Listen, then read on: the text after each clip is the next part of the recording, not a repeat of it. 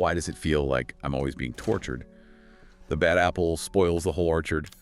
That line, straight from the track we're looking at today, it really sets a mood, doesn't it? It really does. Intense. Welcome to the Deep Doc. Today we are diving deep, just for you, into Eminem's, well, his latest track, Guilty Conscience 2. It's a big one from his album, The Death of Slim Shady, Coup de Grace. And our mission here is to really unpack this song. It's complex, this lyrical fight between Eminem and Slim Shady. We want to explore the self-reflection, the controversy, obviously, and the whole artistic process behind it. Absolutely. And it's crucial to remember this isn't just some random new song. It's a sequel. Right, to the 99 track. Exactly, Guilty Conscience. So it's not just a standalone piece. It's part of this ongoing story of Eminem grappling with his own creation with Shady. We've got the lyrics. We've looked at what critics are saying. And there's a pretty interesting story behind how it was even made. Okay, so let's get into it. What is actually happening in Guilty Conscience 2? I mean, fundamentally, it's this internal battle, right? Yeah, a real tug of war. You've got Eminem, maybe the more mature artist now. We're trying to be. Trying to be, perhaps.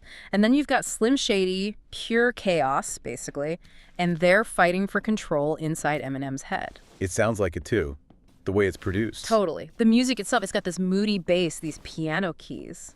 Sets a really dark atmosphere. And then the voices, Eminem uses a slightly distorted effect for Shady's voice. Yeah, you can hear it. And his regular rapping voice for himself. So you instantly know who's talking. It makes that fight really, really clear, very audible for the listener. And didn't you mention something about a dream, that whole framing? Oh, yeah, that's a really clever bit. The whole thing is set up as a dream up inside of a dream. Which kind of changes how you hear the lyrics, right? It gives it this weird, surreal feel.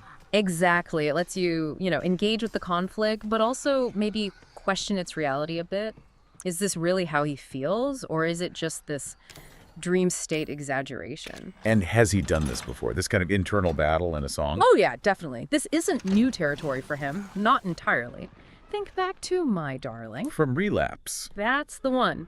He's literally battling Shady for his soul in that track. And, like we hinted, there's this interesting link later on to When I'm Gone, which adds another layer entirely. It suggests this is a conflict he keeps coming back to. Okay, so let's dive into Shady's side first, because he comes out swinging, right? Absolutely. Shady's role here is pure provocation. He just unleashes the stream of offensive stuff, totally unapologetic. Like, what specifically? I remember reading some lines. Well, there's a line about transgenders attack us frontwards and backwards, the weird bit about throwing midgets. Right. He boasts about a freestyle, supposedly, about beating down a special needs child, just really trying to push buttons. And the language, like using retarded. Yeah, and he scoffs at anyone caring, right? Mockingly says they don't fucking know they're retarded. It's aggressive. There's fat shaming, punching down on little people. He names names too, doesn't he? He does. Christopher Reeves gets mentioned. Paraplegics. There's even a line, fuck deaf people. Yeah. It's Shady declaring he's thirsty for some controversy. It feels very deliberate. Like he's not just being offensive, he's performing offensiveness. That's a good way to put it. And he's directing some of it right at Eminem, calling him soft for, gaining a conscience. He says M is still mentally 13 and needs the drama. Doesn't he make some pretty dark comparisons too? He does. There's that David Carradine line. Oh yeah, that one stood out to critics. Right. Comparing M's embarrassment to how Carradine was found. Yeah, some critics definitely called that needless, saying it kind of undermined his own point by being so gratuitously shocking. So, okay, Shady's doing all this. How does Eminem, the other voice in the song, respond? Is he just horrified? Well, he definitely acts as the voice of reason, maybe. He calls Shady out, says it's not cool, calls it embarrassing. But does it feel like he fully rejects it? Or is there still some pull? Well, that's the tension, isn't it? He admits right there in the lyrics he's addicted to the controversies. But he's also confronting Shady, saying this stuff is damaging his career, his art. So it shows some growth, some self-awareness about the impact. I think so, yeah. He's wrestling with it. He sees the downside, the cost of that shock value he used to rely on so much. He's questioning if it's worth it anymore. But Shady pushes back hard on that, right? He doesn't just accept the criticism. Not at all. Shady's defense is basically, we're in this together. He says they're a team, they're in cahoots. Meaning Eminem is responsible too. Exactly. Just as guilty, Shady says. And then he twists it, claiming he's the reason Eminem is successful. Helped you get your stacks higher. Wow. So, you wouldn't be famous without me and my crazy antics. That's the core of it. And he goes deeper into this origin story. Yeah, tell us about that.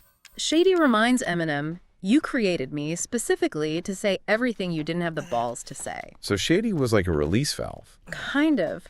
But then Shady claims M fed him pills and a bottle of alcohol a day, basically fueling the monster until Shady took over you totally. He argues he transformed Eminem from this socially awkward loner into someone powerful. That's a pretty intense way to frame your own alter ego. Like he unleashed something he couldn't control. It really raises that question, doesn't it? Can an artist ever truly separate themselves from a persona that became so huge, even if it's problematic? Or does that creation always hold a part of them? So how does this battle actually resolve in the song? Does one side win? Well, it gets really intense. Their voices actually merge at one point. Like they become one? Yeah, briefly.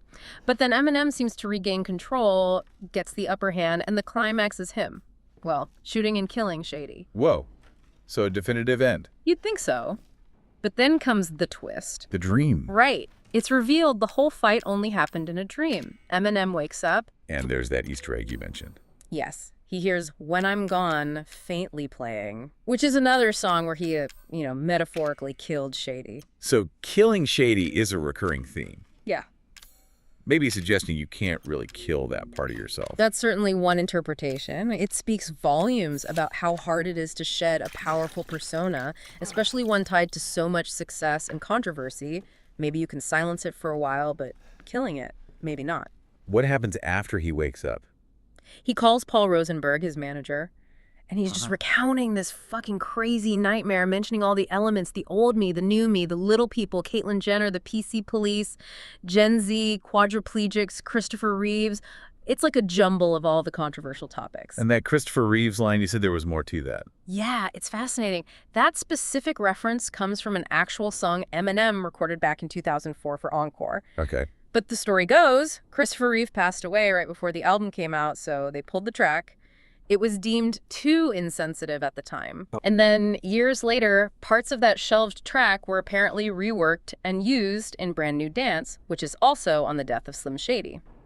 So this theme, this specific controversy, has been lingering for like 2 decades. That adds, a whole other dimension to it. It shows how long these ideas have been part of his internal landscape. Exactly.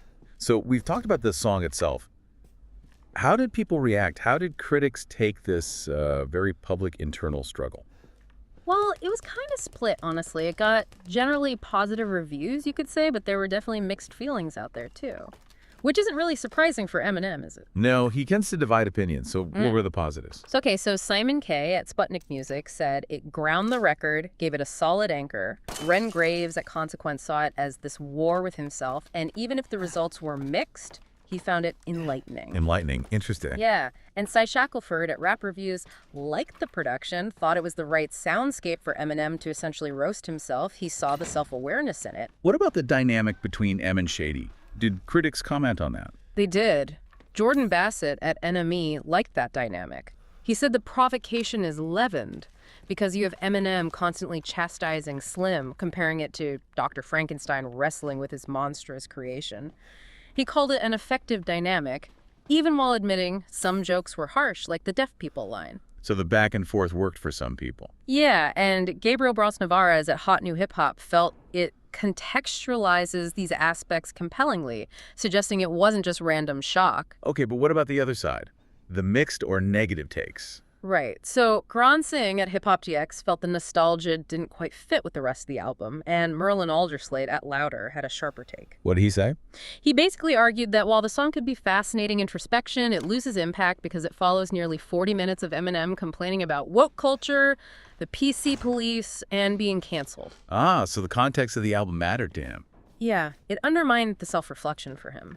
And Paul Attard at Slant Magazine thought it highlighted Eminem's shortcomings as a serious thinker, calling the song overly theatrical, though he did see some growth overall. And Pitchfork. They often have strong opinions. They did. Alphonse Pierre was quite critical. He described the arguing as being drunken reality show contestants. Ouch. Yeah.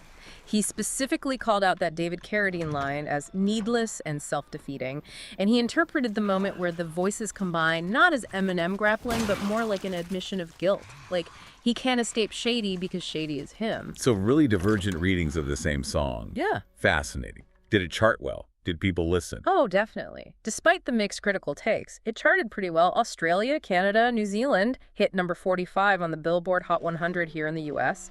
People were definitely tuning in to hear this latest chapter of the Eminem Shady saga. It really shows how polarizing he still is, even when the subject is literally himself arguing with himself. Absolutely. That tightrope walk you mentioned earlier, it's still very much his brand. So, wrapping this up, what's the big takeaway from Guilty Conscience 2? I think it serves as this really potent, maybe uncomfortable look at an artist's relationship with their own past, their persona. It's all about that friction between wanting to provoke and wanting to reflect, and just how incredibly hard it is to maybe move on from a past self, especially one that brought you so much attention. It's raw. It definitely sounds like a deep, complicated track. Well, thank you for joining us on this deep dive into Eminem's conscience. My pleasure. And for you listening, here's something to think about. What about in your own life? Are there old habits, maybe past versions of yourself, or just internal voices that still fight for control sometimes? What does it really take to silence them? Or maybe is it more about learning how to live with them? Something to chew on. We'll see you next time on The Deep Dive.